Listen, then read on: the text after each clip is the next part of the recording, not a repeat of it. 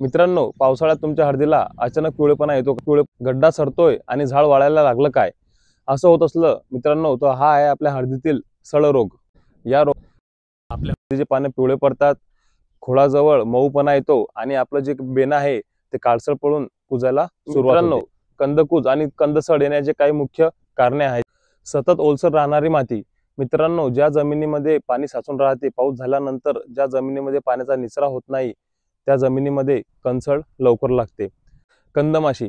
कंदमाशी ही आपल्या हळदीतील जे काही बेने उघडे आहेत तिथं उपजीविका करते आणि त्यातून निघणारे ज्या अळ्या आहेत त्या आपल्या कंद सळवतात, त्यामुळे आपल्या हळदीला कंदकुज लागत असते।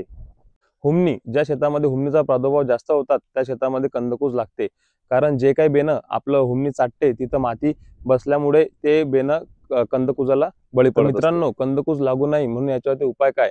तर सर्वप्रथम आपल्या जमिनीची निवड। जमीन अशी निवडावी की जिथं पाणी साचून राहणार नाही, त्या जमिनीचा निचरा एकदम योग्य व्हावा।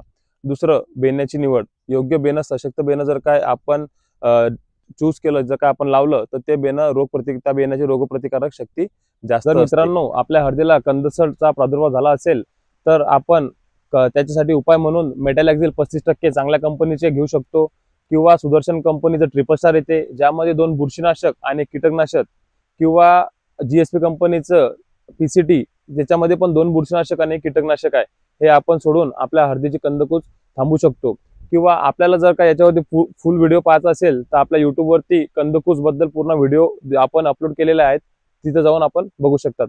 शेतकरी मित्रांनो, आपण पावसात उन्हात मातीमध्ये घाम गाळून पीक उभं करतो आणि हळद ही तर आपल्या घामाची सोनेरी गड्डा आहे। तो गड्डा जर सडला तर फक्त पैसा नाही, मेहनतीचं सोने जाते। म्हणून योग्य काळजी घ्या, तुमच्या हळदीचं रक्षण करा, कारण शेताचं सोनं हीच आपली खरी संपत्ती आहे।